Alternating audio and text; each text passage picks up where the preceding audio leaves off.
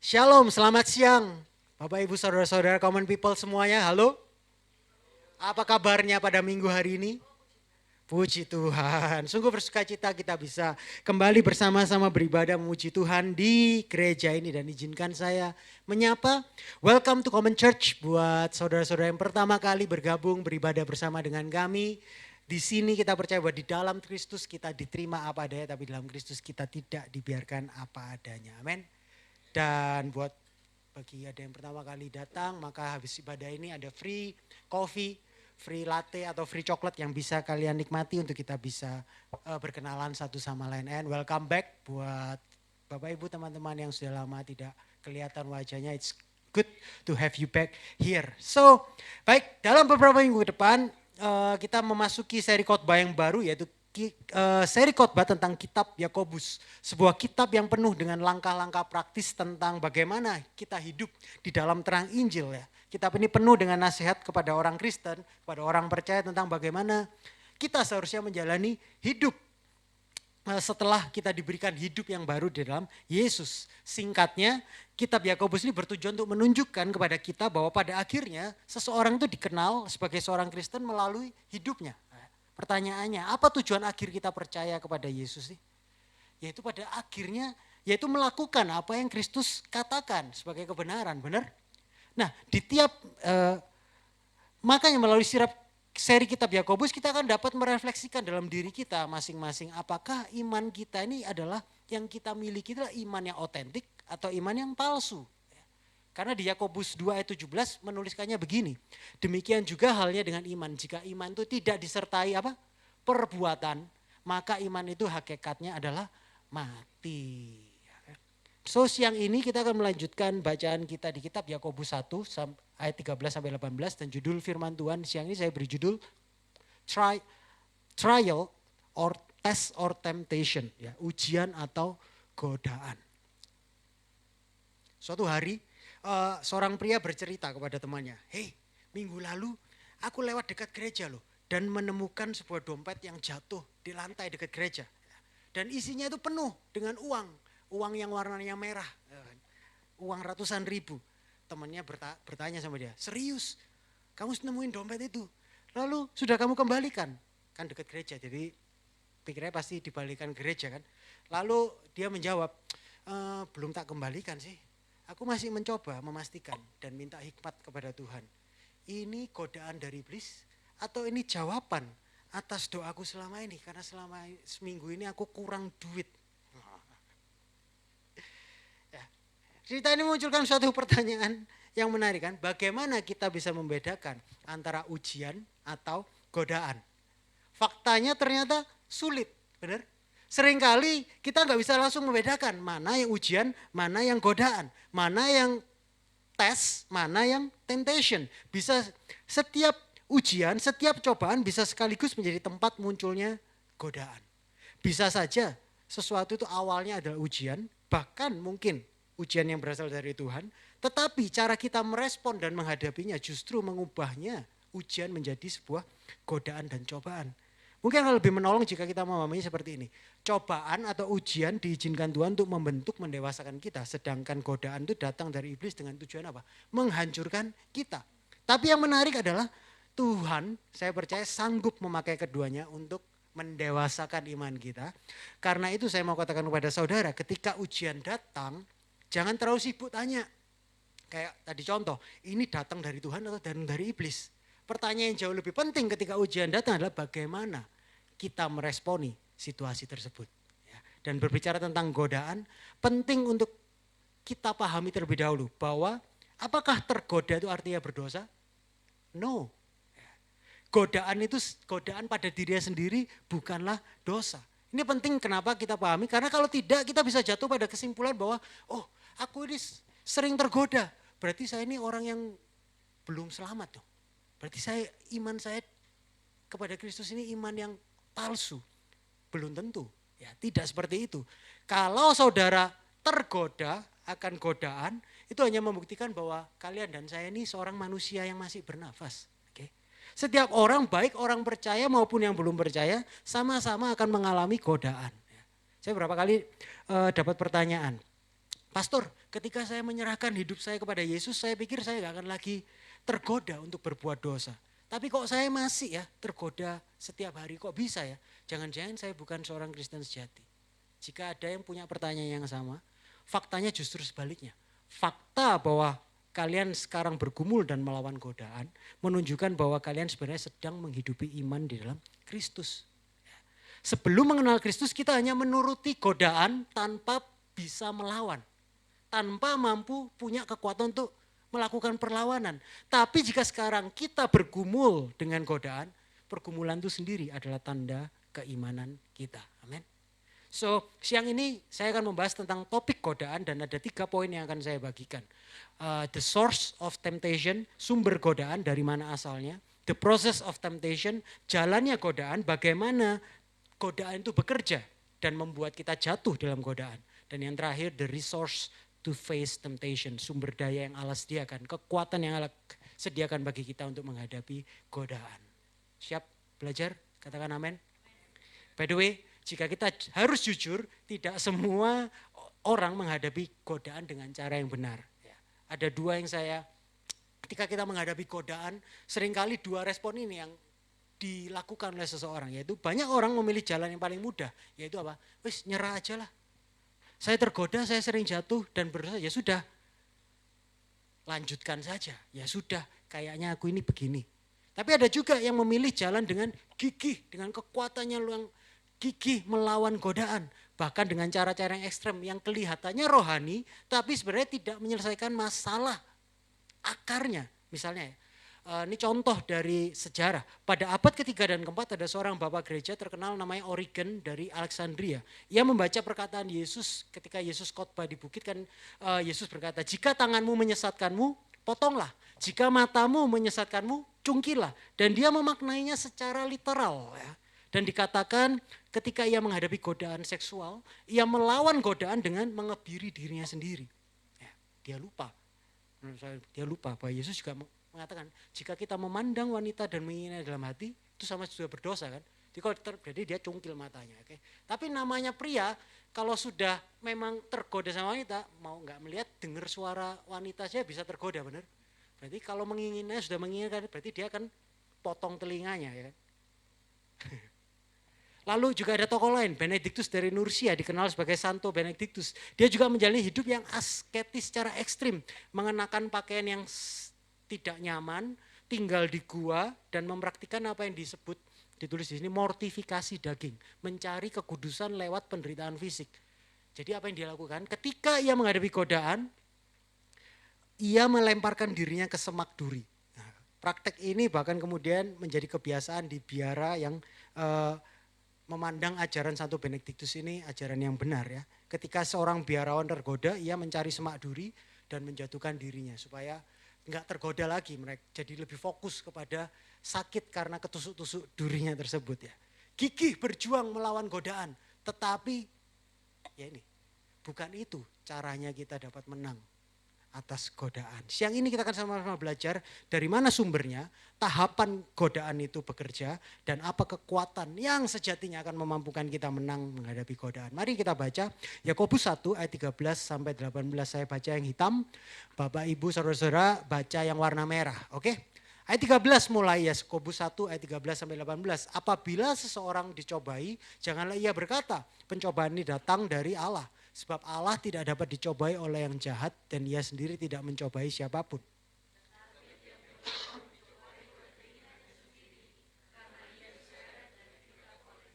Dan apabila keinginan itu telah dibuai, ia melahirkan dosa, dan apabila dosa itu sudah matang, ia melahirkan maut.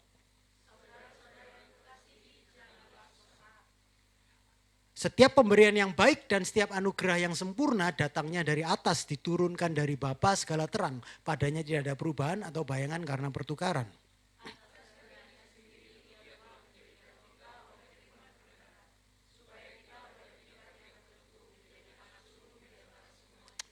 Amin. Yang pertama, the source of temptation. Di ayat 13 tadi dikatakan apa?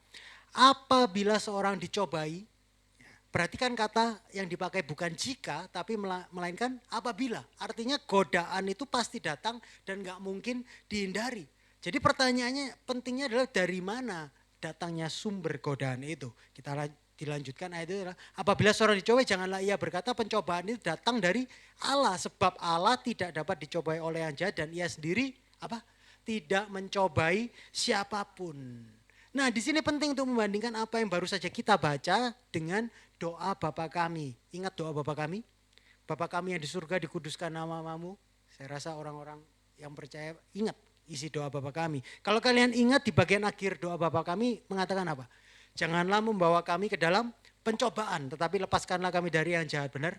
Dan kita mungkin bertanya, loh, mengapa Yesus menyuruh kita berdoa seperti itu? Apakah itu artinya bahwa Tuhan mencobai kita, makanya kita suruh berdoa jangan bawa kami dalam pencobaan? Tapi Yakobus kan berkata sama sekali tidak. Itu sama sekali bertentangan dengan karakter dan sifat Tuhan untuk melakukannya. Karena Tuhan tidak mencobai siapapun. Ya. So Tuhan tidak akan menempatkan kita anaknya di tempat di mana kita akan sengaja terdorong untuk berbuat dosa. Oke Sam, oke pastor. Lalu mengapa kita harus meminta Tuhan untuk menjauhkan kita dari pencobaan, melakukan sesuatu yang tidak akan pernah dia lakukan. Dan saya pikir jawabannya adalah Yesus itu dalam doa Bapa kami sedang mengajarkan kita ketika kita berdoa kita harus seperti ini loh. Bapa, jangan biarkan pencobaan ini menjadi godaan yang melampaui kekuatanku. Tuhan, jangan beri saya lebih dari yang saya dapat tangani.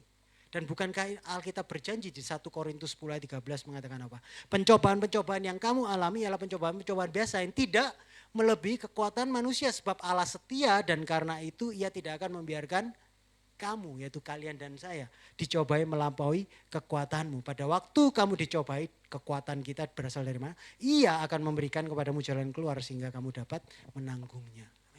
Sehingga kembali ke Yakobus ayat 13 dikatakan apabila seorang dicobai janganlah ia berkata pencobaan ini datang dari Allah. Ya enggak mungkin. Pencobaan itu datang dari Allah. Tapi kenapa kok Yakobus merasa perlu untuk memulai kalimatnya dengan mengatakan jangan salahkan Tuhan. Hei. Ketika kalian tergoda jangan salahkan Tuhan. Kenapa kok Yakobus memperingatkan orang percaya ini? Pertama adalah alasan budayanya. Yaitu sangat umum bagi masyarakat pada waktu itu. Orang percaya Yahudi yang tersebar di seluruh kekaisaran Romawi untuk mempercayai bahwa Tuhan atau para dewa lah yang bertanggung jawab atas semua kondisi manusia. Ya. Alasan pertama alasan budaya. Tapi ada alasan kedua dan saya rasa ini poin utamanya. Yaitu menunjukkan sifat manusia yang secara alami mudah menyalahkan orang lain dan membenarkan diri sendiri. Oke. Benar gak? Dan saudara ingin tahu dari mana naluri alami kita untuk selalu menyalahkan orang lain, tidak pernah menyalahkan diri sendiri, itu berasal.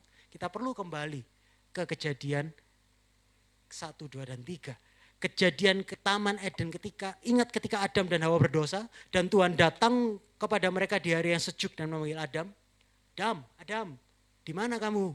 Dan Adam berkata, ya saya tahu saya telanjang, jadi aku sembunyi. Tuhan berkata, loh siapa yang kasih tahu bahwa kamu telanjang? Dan bahwa kamu malu atas ketelanjanganmu. Apakah kamu makan dari pohon yang aku sudah larang untuk kamu makan? Kata Tuhan. Dan ingat pertama-tama apa jawaban Adam? Yes, betul. Adam langsung berkata, tidak menjawab pertanyaan Tuhan, tapi dia bilang, wanita itu. Lihat deskripsi Adam, perempuan itu. Dan gak sampai di sana. Adam meneruskan, perempuan itu yang kau tempatkan di sisiku. Wah, bukankah makna di balik jawaban Adam ini sebenarnya ketika Tuhan bertanya, Adam menjawab, ini gara-gara perempuan ini. Nah perempuan ini datangnya dari mana? Aku gak minta. Itu gara-gara kamu sendiri yang kasih sama aku.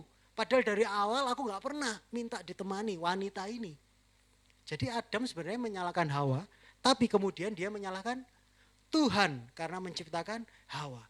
Ceritanya kalau kalian ingat lanjut kepada, oke, Tuhan sabar loh. Tuhan lalu tanya, oke, kamu nyalain Hawa.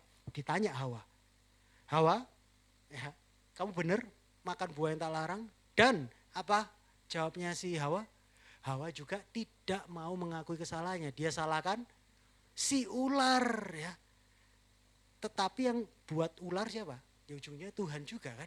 yang membuatnya. Dan dia tahu jika kedua manusia pertama ketika jatuh dalam dosa, mereka bukannya bertobat, tapi mereka menyalahkan Tuhan. Dan ternyata tabiat itu tidak pernah berubah sampai saat ini. Halo? Makanya Yakobus mengingatkan orang percaya, jangan seorang pun berkata bahwa saya dicobai oleh Tuhan atau itu salahnya Tuhan. Berapa orang merasionalisasikan perilaku mereka seperti ini. Mereka mungkin berpikir atau berkata, ya karena Tuhan berdaulat dan Tuhan menetapkan segalanya, mungkin Tuhan telah menetapkan bahwa saya ini berdosa. Atau itu salah Tuhan karena menempatkan saya dalam waktu, situasi dan kondisi yang tidak dapat saya tangani. Atau mereka mungkin berkata juga, Tuhan sudah memberi saya kondisi biologis di mana nafsu dan selera saya ini begitu kuat. Jadi waktu saya tergoda dan jatuh, itu bukan salah saya. Itu salahnya Tuhan yang menciptakan aku sedemikiannya. Tapi Yakobus menjawab kita dengan jelas, mengkonfront kita dengan jelas. Dengan berkata, enggak mungkin itu salahnya Tuhan. Dikatakan oleh Yakobus, tidak hanya Tuhan sendiri tidak dapat dicobai. Tetapi, coba baca yang merah. Ia tidak mencobai siapapun karena dia membenci kejahatan. Tuhan kita adalah Tuhan yang kudus sehingga dia tidak mungkin dapat merancangkan yang buruk buat kalian dan saya. Jadi poinnya apa sih? Tuhan bukanlah sumber godaan. Jadi jika saudara ingin tahu dari mana sumber godaan itu berasal, saudara nggak perlu menyalahkan iblis atau menyalahkan keadaan atau menyalahkan kondisi atau menyalahkan kondisi biologis kalian atau menyalahkan masa lalu, menyalahkan orang tua, menyalahkan tumbuh kembang kalian, menyalahkan para bahkan mungkin pemimpin negara, aku gara-gara gini, aku kerja nggak bisa lurus gara-gara pemerintah negara kita ini emang semuanya korupsi. Jadi ya gimana kita nggak survive kalau kita nggak melakukan yang sama. Oke. Aku nggak mau bayar pajak, kenapa? Ya karena semuanya dikorupsi. Ya, nyalain, sama aja kan sebenarnya nyalain semuanya, aku yang nggak pernah, diri kita yang nggak pernah salah. Tapi bukan itu sumbernya. Kita hanya perlu melihat ke dalam di mana sumber godaan itu berasal. Karena Yakobus menunjukkan kepada kita sumber godaan itu berasal dikatakan di ayat 14. Tetapi tiap-tiap orang dicobai oleh keinginannya sendiri. Karena ia diseret dan dipikat olehnya. Dicobai oleh keinginannya sendiri. Wow, ternyata ini loh. Apa maksudnya? Yang Yakobus coba katakan adalah alasan kamu berbuat dosa, alasan kita jatuh dalam godaan dosa, bukan karena Tuhan yang membuat kita berbuat dosa, alasan kita dicobai, alasan kita berbuat dosa karena memang kita ingin berbuat dosa. Tidak ada yang membuat kita berbuat dosa, tidak ada ujian yang membuat kita berbuat dosa, bahkan iblis tidak berkuasa membuat kita berbuat dosa. Alasan kita berbuat dosa adalah karena memang kita menginginkannya. That's the truth sebenarnya. Dan ini sangat penting, perhatikan ada perbedaan besar antara kesempatan dan penyebab. Kesempatannya itu ujian, tetapi penyebab dosa adalah keinginan kita sendiri. Saya kasih ilustrasi ya. Katakan ada seorang guru, ya, kalau kalian ingat, saya tahu kita semua sudah banyak yang sudah lulus sekolah ya, tapi ingat waktu kita di bangku kuliah atau di bangku sekolah ya, ada guru matematika memberikan kita ujian.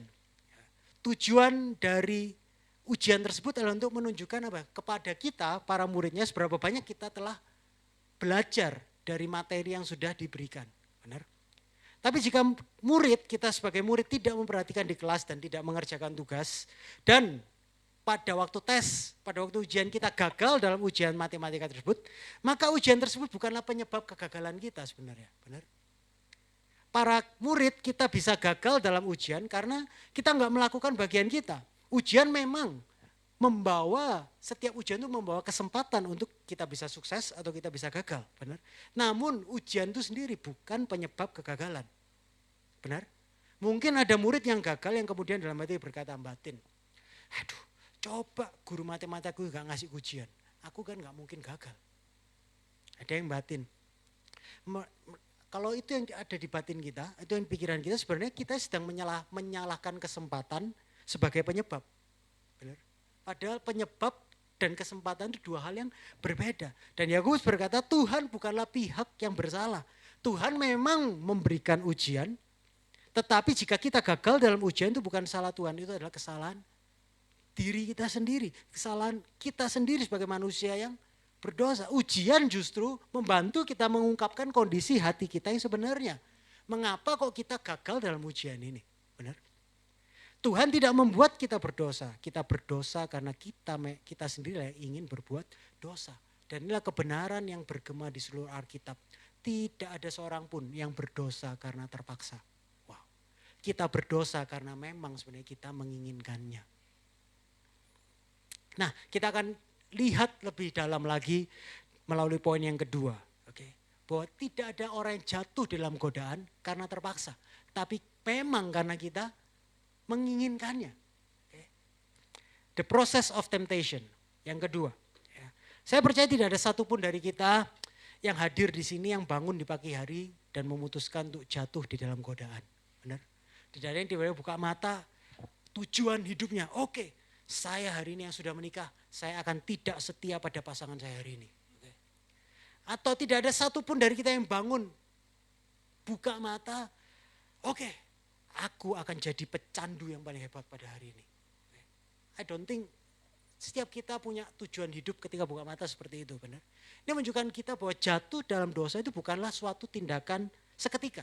It's not a moment, tetapi sebuah proses. Sehingga ada tahapan proses untuk kita sampai jatuh dalam godaan. Jadi saya bilang, godaan pada dirinya sendiri bukanlah dosa. Tetapi godaan itu bisa membawa kita jatuh ke dalam dosa. Nah, kita perlu tahu tahapan proses untuk kita sampai jatuh ke dalam dosa. Godaan sampai jadi dosa. Mari kita kembali baca ayat 14 sampai ayat 15. Tetapi tiap-tiap orang dicobai oleh keinginannya sendiri. Karena ia diseret dan dipikat olehnya. Dan apabila keinginan itu telah dibuai, ia melahirkan dosa. Dan apabila dosa itu sudah matang, ia melahirkan maut. Nah, dalam dua ayat ini Yakobus memberikan kita gambaran tentang langkah demi langkah bagaimana godaan dalam hidup ini bekerja. Saya mau bagian ada, supaya gampang mengingatnya, ada 6D. 6D yang akan membantu kita mengingat tahapan proses manusia jatuh dalam godaan. D-nya maafkan saya pakai bahasa Inggris, tapi semoga bisa mengingat, yaitu desire, deception, decision, delivery, development, and death. Keinginan, penipuan, keputusan, kelahiran, pertumbuhan, dan ujungnya maut. Desire, deception, decision, delivery, development, and death. Mari kita lihat satu-satu. Yang pertama, tahap pertama, kata pertama adalah desire. Keinginan. Inilah awal semuanya dimulai. Tadi kita sudah bahas sedikit, tapi kita akan bahas lebih dalam. Ayat 14 dikatakan, tiap-tiap orang dicobai oleh keinginannya sendiri. Kita semua punya keinginan. Kita punya keinginan untuk bahagia mungkin. Yang membuat kita manusia, kita semangat juga karena kita punya keinginan. Benar? Kita ingin bahagia, kita ingin punya hidup lebih tenang, kita ingin untuk dicintai, kita ingin untuk bisa diterima, kita ingin untuk menjadi signifikan dan dihargai. Benar? That what makes us a human. Itu yang membuat kita manusia yang utuh. Benar? Kalau kita nggak punya keinginan, menurut psikologi, di sana letak manusia sedang dalam posisi depresi. Benar? Ketika tidak ada keinginan sama sekali untuk apapun. Ya, mau makan apa? Nggak tahu. Nggak selera makan. Itu sudah tanda-tanda ada sesuatu yang salah sama hidup kita. Kalau kita adalah orang yang normal, maka keinginan itu pasti ada dalam kehidupan kita. Benar? Sehingga semua itu adalah keinginan yang menjadikan kita manusia. Keinginannya adalah keinginan yang baik pada dirinya sendiri. Ini adalah keinginan yang baik yang memang Tuhan berikan, yang menjadikan kita sebagai seorang manusia yang utuh. Tetapi kata keinginan yang dipakai oleh Yakobus di sini adalah sebuah kata yang dalam bahasa Yunani adalah kata epitumia. Coba katakan epitumia. Nah, ini kata yang sangat penting yang perlu kita tahu. Epitumia ini Alkitab Indonesia menerjemahkan sebagai keinginan. Ada terjemahan yang menerjemahkannya sebagai keinginan yang jahat, tetapi menurut saya kurang tepat. Makna epitumia ini adalah bukanlah keinginan yang jahat, tetapi lebih tepat diartikan sebagai keinginan yang berlebihan. Keinginan yang berlebihan. Artinya apa? Cara kerja godaan bukanlah membuat kita menginginkan hal-hal yang buruk saja. Tetapi cara kerja godaan adalah membuat kita menginginkan hal-hal yang baik. Bahkan hal-hal yang baik itu, ingin bahagia, ingin diterima, secara berlebihan. berlebihan. Contoh, contoh saya sendiri, keinginan akan keteraturan. Saya nggak tahu bagaimana dengan saudara, tapi saya suka ketika kehidupan berjalan sesuai yang saya inginkan. Saya suka ketika pelayanan ini berjalan sesuai apa yang saya pikirkan, sesuai yang saya desain, sesuai yang saya plan. Semua teratur, tidak ada yang unpredictable. Okay. Tetapi apakah kesukaan akan keteraturan, planning itu adalah suatu hal yang buruk? I don't think so. Itu adalah suatu hal yang baik, akan sangat baik kalau kita punya kehidupan yang teratur, punya kehidupan yang bisa memplanningkan sesuatu dalam kehidupan kita, benar? Tetapi saya rasa Tuhan membuat kita menginginkan keteraturan dan itu baik, dan Tuhan adalah Tuhan yang teratur juga. Pada awal penciptaan segala sesuatunya kacau dan Tuhan menciptakan keteraturan dari kekacauan. Jadi keinginan untuk keteraturan itu adalah hal yang baik, tetapi epitumea. Nah, ketika keinginan akan keteraturan ini menjadi keinginan yang berlebihan, dan di sanalah semuanya akan mendatangkan godaan. Godaan akan menjadi kesempatan untuk jatuh ke dalam dosa. Ya. Saya yang dibalik keteraturan itu apa sih? Ada keinginan untuk memegang kontrol atas hidup ini. Ketika kita tidak memegang kontrol, ketika saya tidak memegang kontrol lagi, saya jadi orang yang sangat cemas. Ya kan?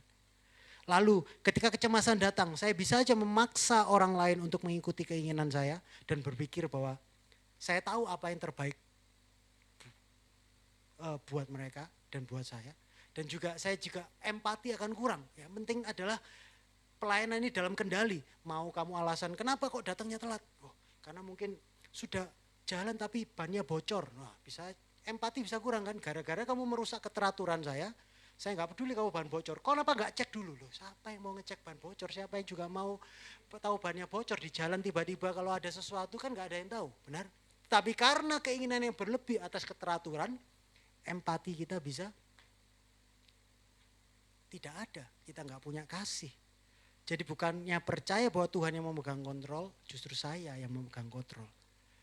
Dan prinsip yang sama juga berlaku buat hal-hal yang lainnya. Kita mungkin punya keinginan akan cinta dan penerimaan, itu baik, tetapi epitumea dapat menyebabkan keinginan akan cinta dan penerimaan itu kita tergoda dalam dosa seksual mungkin.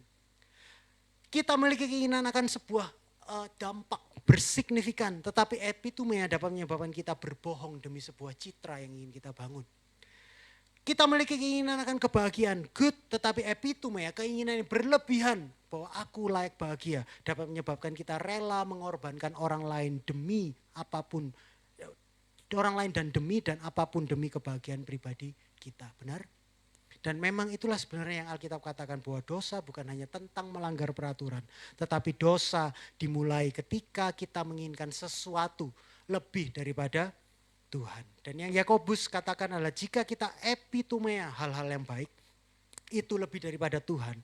Jika kita menginginkan penerimaan lebih daripada Tuhan. Jika kita menginginkan kenyamanan lebih daripada Tuhan.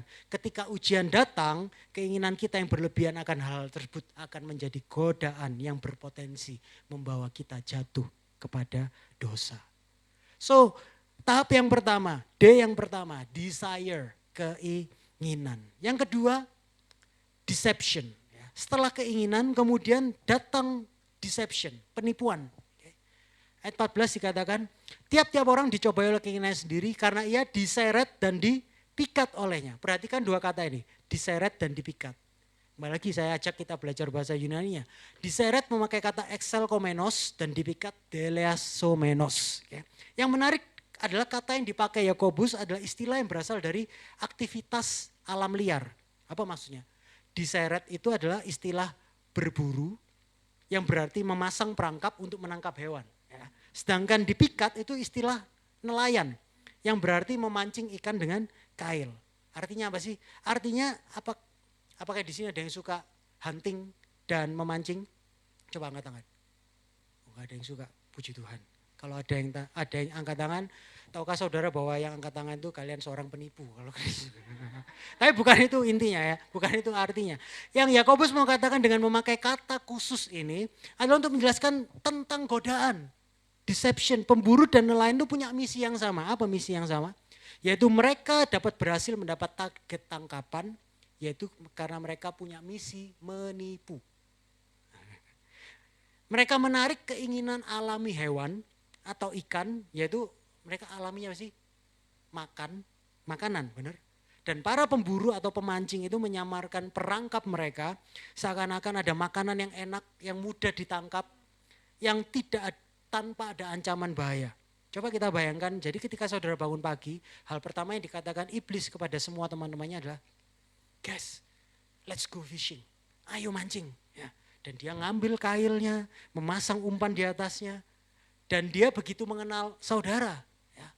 Your appetite itu apa, keinginan saudara, dan dia memasang umpan kepada diri kita semuanya. Kok bisa tuh iblis tuh tahu apa yang menjadi keinginan kita? Bukan karena iblis maha tahu. Ingat ya, iblis tidak maha tahu. Tuhan yang maha tahu. Tetapi faktanya iblis itu sudah ada ribuan tahun sebelum kita ada di dunia, benar? Dan dia telah mempelajari sifat manusia selama ribuan tahun. Ya. Setan mengenal orang lebih baik daripada siapapun di dunia, termasuk diri kita sendiri. Dia sudah lama melakukannya dan dia mengenal sifat-sifat manusia satu persatu. Ya. Dan saya rasa ini make sense. Saya dulu bekerja di perusahaan yang waktu saya belum full time, saya kan hire HR-nya saya sendiri ya. Tiap kali membuka lowongan kerja, ramalan kerja, dan waktu saya lamaran kerja, saya bilang apa tadi? Lamaran kerja, banyak yang masuk menginterview selama 10 tahun, 15 tahun, menginterview banyak orang.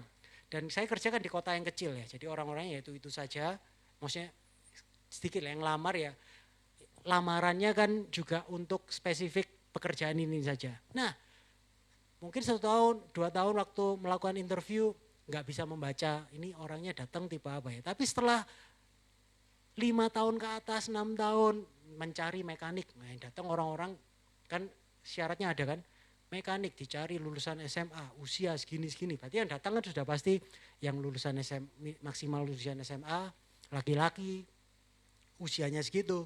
Ketika datang, ketika menjawab pertanyaan sudah tahu, oh ini tipenya seperti ini, oh ini tipenya pekerja keras, oh ini datang cuma coba-coba cari-cari dan lain sebagainya. Benar? Iblis sudah ada di dunia ini jauh sebelum kita dan dia sudah, he is the best HR. Ya. So dia tahu bagaimana menggoda kita pakai umpan yang memang membuat kita mudah untuk memakan umpannya. Jadi iblis tahu persis apa yang diperlukan untuk memikat kalian dan saya. Dan di mana harus melemparkan kail untuk memancing saudara. Ingat cerita Daud? Daud melihat keluar dari istananya, melihat siapa? Batsheba ketika dia jatuh dalam godaan. Daud lihat Batsheba mandi suatu malam, umpannya adalah wanita yang dilihatnya. Yang tidak dilihat Daud adalah kail di balik umpan itu. Kail yang menghancurkannya, yang akan merenggut pernikahannya, yang akan merenggut kehidupan putranya, yang akan merenggut legasi pemerintahannya. Daud gak dapat melihat semuanya itu. Yang dia lihat hanyalah umpan. Jadi ada keinginan, desire, kemudian ada penipuan, deception. Lalu yang ketiga, ada decision. Tapi yang ketiga dalam proses godaan adalah keputusan. Setelah keinginan ada, setelah penipuan diberikan, pada titik tertentu kita membuat pilihan. Mari kita perhatikan teks kita di ayat 15. Dan apabila keinginan itu telah dibuahi. Disinilah kita membuat pilihan. Disinilah kita mengambil decision, keputusan. Disinilah kita memutuskan untuk tidak mencari jalan keluar. Untuk tidak menghindar dari apa yang kita tahu sebenarnya adalah sebuah umpan, godaan. Bukannya menjauh tapi kita malah stick around, singgah sebentar. Untuk mungkin ingin tahu, berlama-lama sedikit lebih lama untuk melihat-lihat. Dan mempelajari lebih jauh tentang ini umpan, ya diputeri kayak ikan ya. Kira berbahaya enggak? Kembali ke cerita Daud, ingat.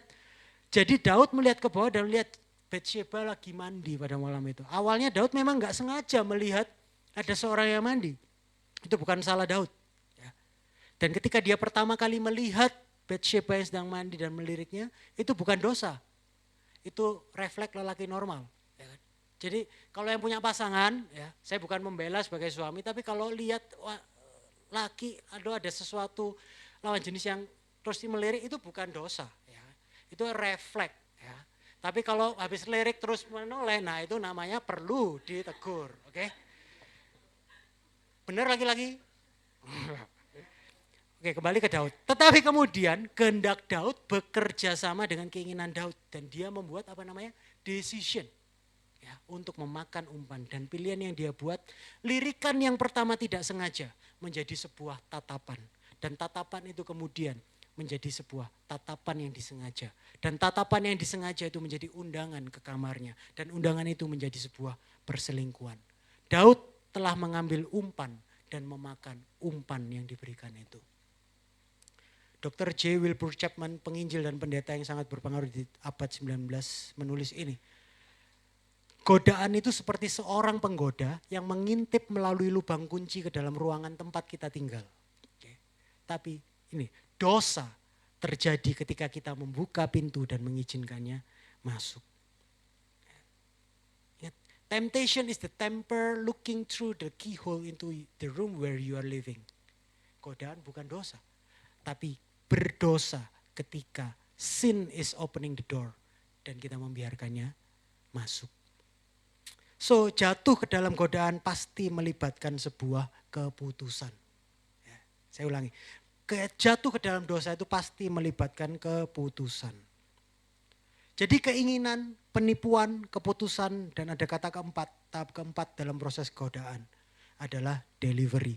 Tapi yang keempat adalah kelahiran. Ayat 15 berkata, apabila keinginan itu telah dibuai, ia melahirkan dosa. Ketika kita memutuskan berdosa, lahirlah dosa. Sekarang bayinya lahir, sekarang pilihan telah dibuat, sekarang dosa telah menetas. Jadi keinginan, penipuan, keputusan, kelahiran. Tahap yang kelima, saya langsung saja. Development, pertumbuhan. Dikatakan ayat 15 begini, tahapan selanjutnya. Apabila keinginan itu telah dibuai, ia melahirkan dosa. Decision melahirkan dosa. Dan apabila dosa itu sudah, baca, matang. Apa katanya? Sudah matang. Maksudnya dosa itu bisa bertumbuh. Yes, ternyata dosa itu bisa matang loh. Yang dikatakan dosa itu bertumbuh. There is a development. Ada pertumbuhan, gak hanya tubuh fisik kita yang kalau dikasih makan akan bertumbuh. Ternyata keinginan berdosa juga. Makin dikasih makan makin develop, makin bertumbuh. Saudara tahu seringkali orang berkata apa? Ya itu kan hanya dosa kecil, it's not a big problem lah. Semua orang melakukan itu, no big deal. Atau ketika godaan datang, kita berkata, aku tahu kok batasanku, it's all under control. Gak ada yang namanya dosa kecil saudara-saudara, semua dimulai dari dosis kecil. Gak ada yang namanya jatuh dalam dosa itu tiba-tiba. Semuanya karena kita take dosis yang kecil-kecil ini. Tapi setelah dilahirkan, dosa itu bisa bertumbuh. Ia menuntut lebih, ia gak pernah puas, ia tumbuh. Dan itulah godaan. Sedikit gosip menjadi perpecahan. Sedikit kemarahan bisa berbuah, melahirkan, bisa bertumbuh menjadi sebuah kebencian. Sedikit nafsu bisa berubah menjadi sebuah persinahan. Benar? Sedikit tegukan bisa menjadi sebuah kecanduan. So jalan menuju dosa yang menghancurkan hidup. Saudara tahu, kehancuran pernikahan, kehancuran keluarga, jalan menuju dosa yang menghancurkan hidup.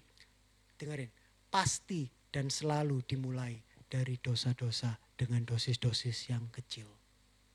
So tahapannya, desire, deception, decision, delivery, development, dan yang terakhir adalah death, maut. Yuk kita baca kembali seluruh ayat 14 sampai 15. Tetapi tiap-tiap orang dicobai oleh keinginannya sendiri, karena ia diseret dan dipikat olehnya. Deception, dan apabila keinginan itu telah dibuai, ia melahirkan dosa. Dan apabila dosa itu sudah matang, ia melahirkan maut. So perhatikan baik-baik apa yang Yakobus katakan, dosa apabila sudah matang ia menghasilkan maut.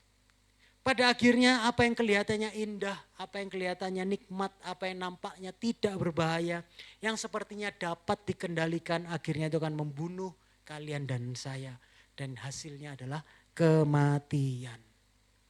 Dan saya yakin di sini Yakobus tidak sedang secara literal mengacu kepada kematian fisik. Dan bukan juga mengacu pada kematian di neraka kekal itu loh. Yakobus tidak sedang mengingatkan jemaatnya. Kalian tahu, jika kalian berdosa kalian akan masuk langsung neraka. I don't think so, bukan itu. Tapi Yakobus mengatakan bukan kematian fisik, bukan kematian kekal, tapi di ayat ini Yakobus mengingatkan, memperingatkan bahwa Yakobus sedang berbicara tentang keterpisahan dari Allah oleh dosa, itu adalah maut yang sesungguhnya. Karena dosa itu membuat kita kehilangan relasi dengan Allah. Saudara, menjalani hidup mungkin adalah seperti kematian ketika kita kehilangan relasi dengan Allah.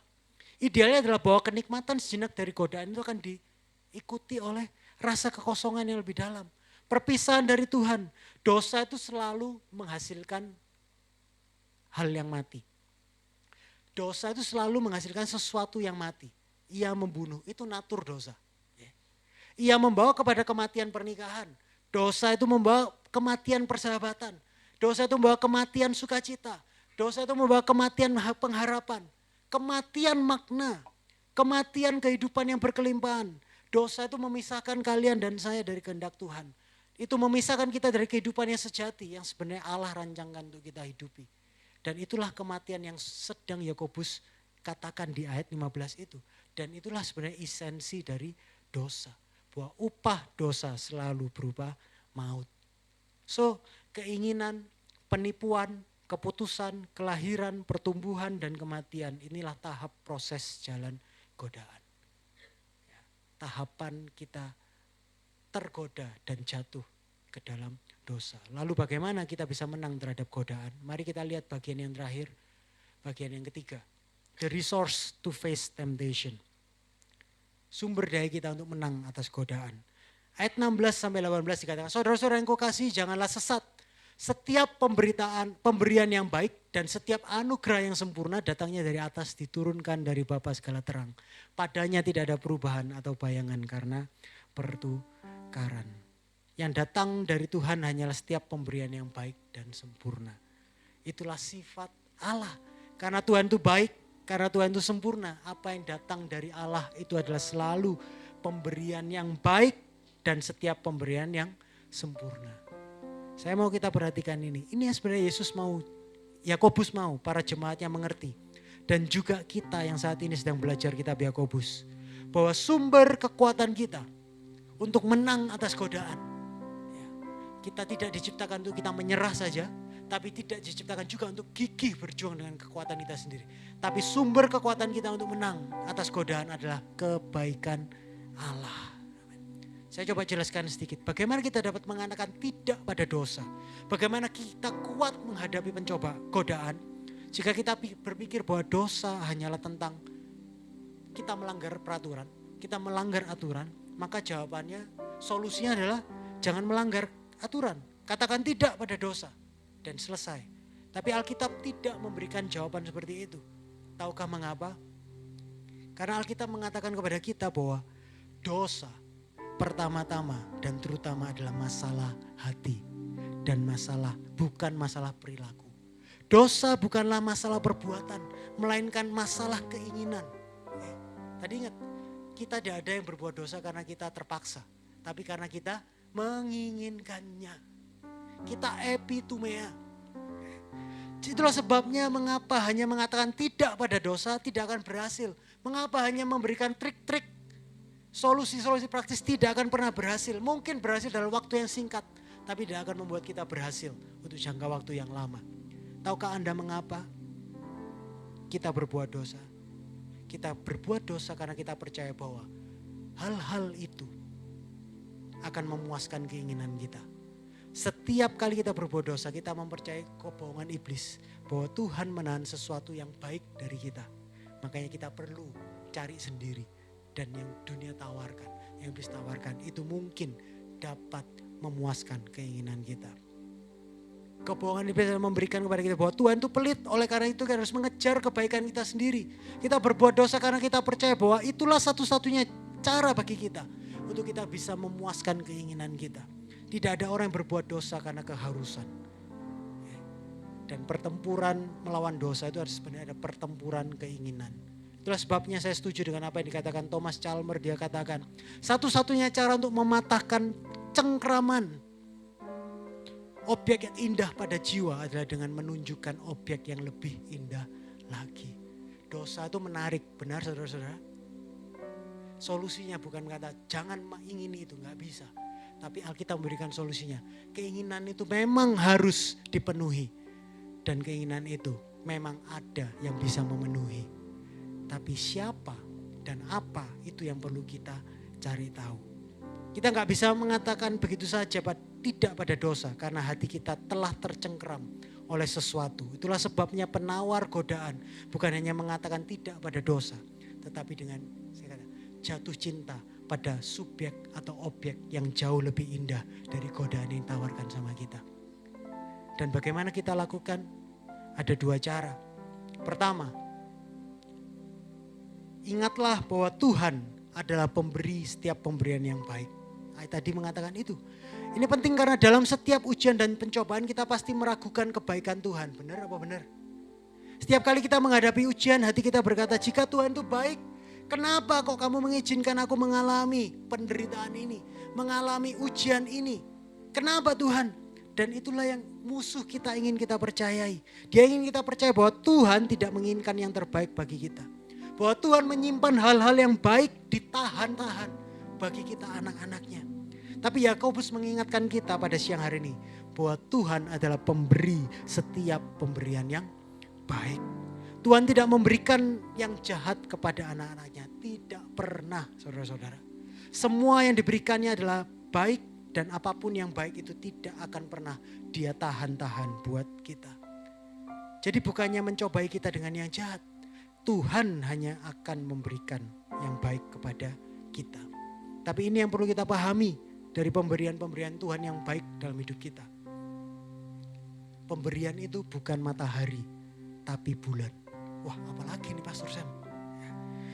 Bulan hanya memantulkan cahaya matahari, benar? Apa sumber cahaya bulan? Matahari. Begitu juga dengan Tuhan dan pemberian-pemberian yang baik yang Tuhan berikan dalam hidup kita. Pemberian-pemberian itu adalah baik dan memang indah, tetapi bukan itu intinya.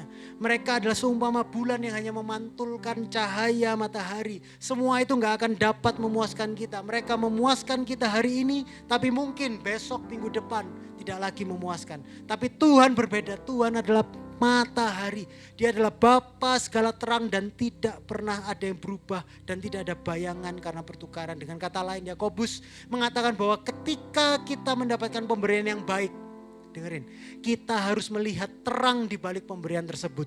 Cari sumber terangnya, terang yang sempurna itu, terang yang gak pernah berubah. Siapa itu?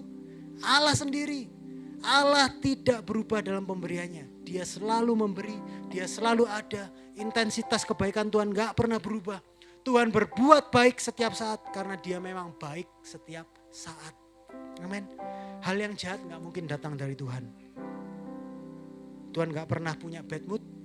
Dia juga gak pernah berubah menjadi lebih buruk. Bayangkan jika Tuhan, aku bete hari ini, aku gak akan menopang alam semesta. 1 jam ya. Apa yang kira-kira akan terjadi? Chaos sudah dunia ini, benar? Dan yang gak kalah mengajukan, Allah tidak pernah menjadi lebih buruk, tapi Tuhan juga tidak pernah berubah menjadi lebih baik. Kenapa ini menakjubkan? Karena jika Tuhan dapat berubah menjadi lebih baik, itu berarti ada sesuatu yang kurang dalam dirinya sendiri. Tapi karena tidak ada yang kurang dari Tuhan, kita bisa yakin bahwa segala sesuatunya, bahwa dia sangat baik dan selalu baik. Jadi sumber daya kita untuk menghadapi godaan adalah dengan bersuka cita atas kebaikan Tuhan dalam hidup kita. Ini. Apapun yang baik yang kita alami dalam hidup kita hari ini berasal dari Tuhan. Jadi jangan fokus kepada apa yang tidak kita miliki. Tapi fokus kepada setiap pemberian baik yang Tuhan sudah berikan kepada kalian dan saya. Jika kita sehat hari ini, itu karena Tuhan menjaga kita tetap sehat. Jika kita masih punya pekerjaan hari ini, itu karena Tuhan memberikan pekerjaan itu kepada kita. Jika kita masih hidup, itu karena Tuhan memberikan kita oksigen untuk bernafas. Jika kita menikmati makanan yang enak, mungkin sehabis pulang ibadah ini kalian lunch. Ya. Itu karena Tuhan memberikan kita lidah untuk mencicipi rasa yang berbeda dan nikmat. Ya. Jika kita dapat pergi berlibur mungkin dan menikmati pemandangan indah, itu karena Tuhan menciptakan tempat-tempat tersebut untuk membuat kita kagum akan Sang Pencipta. Jika kita memiliki teman baik, pasangan, keluarga, itu karena Tuhan memberi mereka kepada kita untuk menemani kita. Tidak ada hal baik dalam hidup kita yang tidak berasal dari Tuhan. Jadi nikmatilah pemberian-pemberian Tuhan yang baik. Tetapi ini pentingnya, jangan salah mengira bulan sebagai matahari. Pemberian-pemberian baik itu diberikan kepada kita untuk mengarahkan kita kepada Sang Pemberi. Amin. Itu yang pertama. Yang kedua, sumber daya kita untuk melawan pencobaan adalah ingatlah akan kelahiran baru kita. Kita tidak lahir baru karena kita jadi orang Kristen, tapi karena kita orang Kristen. Kita menjadi orang Kristen karena Tuhanlah yang membuat kita lahir baru. Dan itu yang diingatkan di Yakobus ayat yang terakhir 18. Atas kehendaknya sendiri, Ia telah menjadikan kita oleh firman kebenaran supaya kita pada tingkat yang tertentu menjadi anak sulung di antara semua ciptaannya. Kelahiran baru kita adalah bukti terbesar dari kebaikan Tuhan kepada kita. Itu adalah pemberian terbaik yang dapat Tuhan berikan kepada kita. Jadi ketika kita menghadapi godaan, ingatlah bahwa saudara punya sifatnya. Dia telah melahir barukan kita, saudara-saudara. Kita adalah buah sulung dari ciptaannya. Anda dan saya yang lahir baru, kita berbagi dalam sifat-sifat Allah. Apa itu sifat-sifat Allah? Yang saya bisa pikirkan, yang firman Tuhan katakan, buah roh, kasih, sukacita, damai sejahtera, kesabaran, kemurahan, kelemah lembutan, dan penguasaan diri. Ketika godaan datang, saya percaya kelahiran baru kita lah yang akan membuat kita dapat menguasai diri. Say no. Itu godaan. Roh Kuduslah yang bekerja. Tapi tahukah saudara-saudara, harga yang harus dibayar Allah agar pemberian-pemberian yang baik ini dapat diberikan secara cuma-cuma kepada kita. Harga yang Allah bayar adalah Allah harus mengorbankan harta paling berharga yang sorga miliki, yaitu putranya yang tunggal, Yesus Kristus. Yesus satu-satunya yang tidak pernah gagal dalam ujian, satu-satunya yang tidak pernah berbuat dosa dalam pencobaan. Bukannya menerima pemberian yang baik dari Allah, Yesus justru menerima penghukuman murka Allah. Untuk apa? Menyelamatkan kalian dan saya. Yesus harus dihukum untuk mengadopsi kalian, mengangkat kalian, saya dan saudara menjadi anak-anaknya. Yesus harus ditinggalkan untuk memberikan setiap pemberian yang baik kepada kita. Yesus harus menerima semua hukuman yang seharusnya kita terima. Harga yang harus dibayar Yesus untuk memberikan kepada kita setiap pemberian Allah yang baik dan yang sempurna adalah nyawanya sendiri. Dan inilah bukti betapa besar kasih Allah kepada kita. Sehingga ketika kita melihat sejauh mana Allah mengasihi kita, bukankah seharusnya dan selayaknya kita gak punya alasan untuk meragukan kasihnya kepada kita. Setiap kali pencobaan datang dan kita tergoda untuk meragukan kebaikan Tuhan, yang harus kita lakukan adalah memandang salib Kristus. Satu-satunya sumber daya yang cukup kuat untuk mematahkan cengkeraman dosa dalam hati kita adalah mengasihi seorang yang lebih baik tadi saya katakan, dan memandang objek yang jauh lebih indah. Dan subjek itu, seseorang itu, objek itu namanya adalah Yesus. Lihatlah Dia, Yesus Kristus yang mengasihi kita hingga ke kayu salib. Mengapa di sini kita selalu membahas tentang Yesus dalam setiap khotbah? Di Common Church diberitakan Injil. Mengapa setiap selalu diingatkan, lihat Yesus, lihat Yesus, lihat salib Kristus.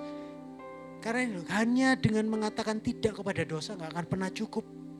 Kita harus jatuh cinta kepada Yesus. Dan kita mengatakan bukti kasih Yesus itu tergambar di kayu salib. Dan dialah the only resource untuk kita bisa menang atas godaan. Saya gak tahu di tahap mana Bapak Ibu saudara-saudara yang hadir pada siang hari ini sedang bergumul dengan godaan di dalam kehidupan kalian. Mungkin desire, mungkin deception, mungkin kalian sudah membuat keputusan, mungkin kalian sedang ngasih makan dosa itu. Saya gak mengerti.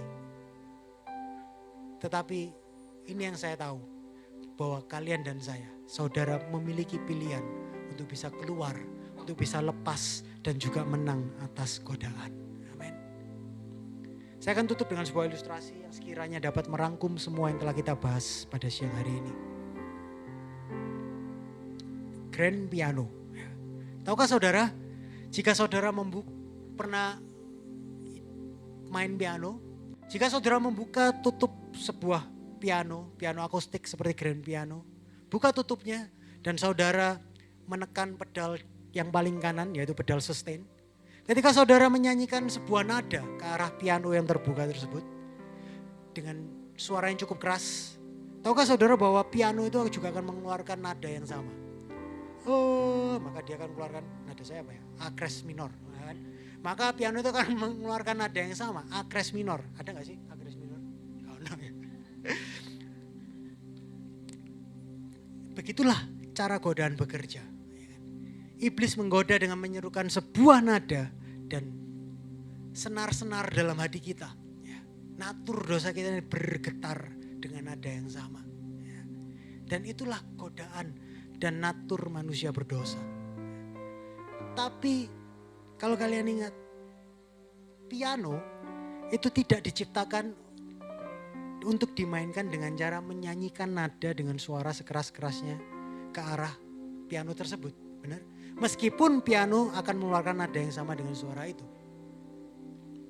Tetapi kita tahu, piano itu diciptakan untuk seorang musisi yang sejati, yang ahli, maestro, duduk di depan piano dan memainkan lagu melaluinya. Dengan menekan apa? Tuts yang memukul, palu-palu yang memukul senar di dalam piano. Untuk menjadi sebuah melodi yang indah. Benar? Jadi saudara, apa yang saudara lakukan ketika iblis mulai bersuara ke arah piano yang menggetarkan senar-senar hati kita yang berdosa itu? Satu yang saya bisa tahu, tutupnya. Oke. Karena ketika kita menutup tutupnya, kita sedang menutup kesempatan untuk kita jatuh dalam godaan dan berdosa. Tutupnya dan biarkan sang maestro memainkan melodi yang indah melalui hidup kita. Nah, mungkin kalian bertanya, bagaimana saya bisa tutup piano saya? Jawabannya apa? Run, lari, ya, lari secepatnya. Ingat Yusuf yang apa yang dilakukan Yusuf ketika dihadapkan pada godaan dari tante Potifar? Dia tidak berkata, mari negosiasi tante, mari kita bicarakan di sini. Saya sebenarnya tertarik, mengapa kok kamu begitu tertarik sama saya? No, Yusuf tidak mengkonseling tante Potifar yang pada waktu sedang galau. Yusuf apa yang dilakukan Yusuf? Lari langsung. Dia lari sekuat tenaga dari perangkap.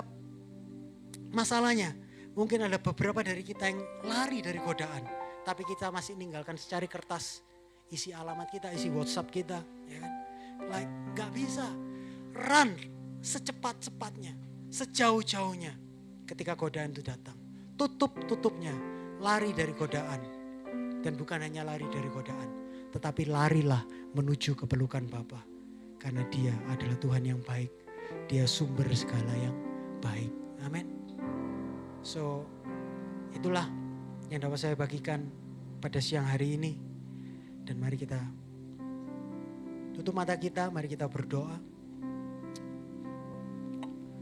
Tuhan Bapa kami yang baik, kami datang kepadamu dengan hati yang terbuka dan jujur. Terima kasih untuk firman-Mu yang siang ini bukan hanya menegur perilaku kami, tapi menyingkapkan isi hati kami Tuhan. Bapa, kami mengakui bahwa seringkali kami menyalahkan keadaan, menyalahkan orang lain, bahkan menyalahkan Engkau ketika kami jatuh dalam godaan. Siang ini kami mohon ampun Tuhan, ajari kami untuk melihat bahwa sumber godaan seringkali berasal dari keinginan diri kami sendiri. Yang epitumea, menginginkan sesuatu lebih daripada Engkau.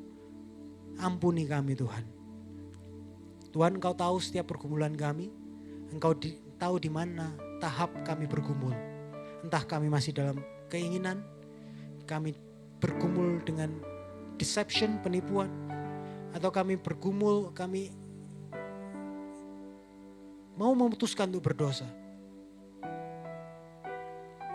Siang ini kami datang bukan dengan pembenaran diri, tapi dengan hati yang mau bertobat. Ampuni kami Tuhan.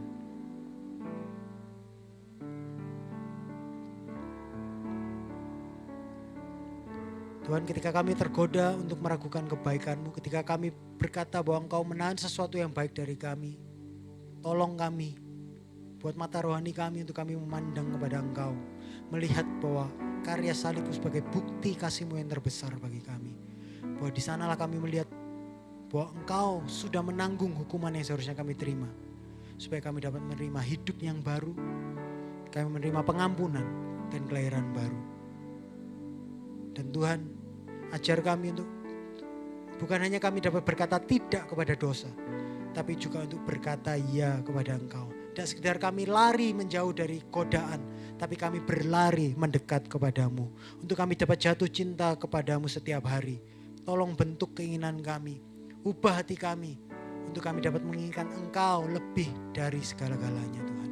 Biarlah Engkau menjadi objek yang paling indah dalam kehidupan kami.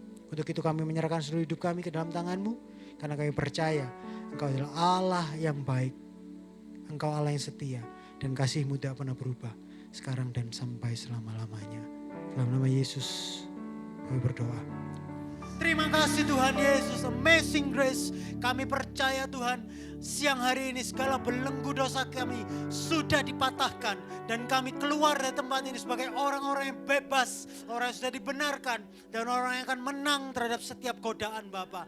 Kami tahu dan percaya pengharapan apa yang kami miliki dengan Engkau, bahwa kami sudah memiliki makna terbesar, terindah, terharta terbesar itu terberharga dalam Engkau Tuhan.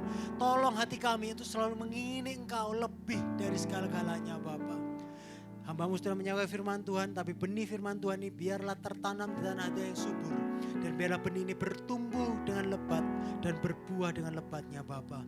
Dan biarlah kami tidak sekedar menjadi pendengar-pendengar firman Tuhan, tapi menjadi pelaku-pelaku firman Tuhan. Terima kasih Tuhan Yesus, hanya di dalam nama-Mu kami berdoa mengucap syukur. Haleluya. Amin.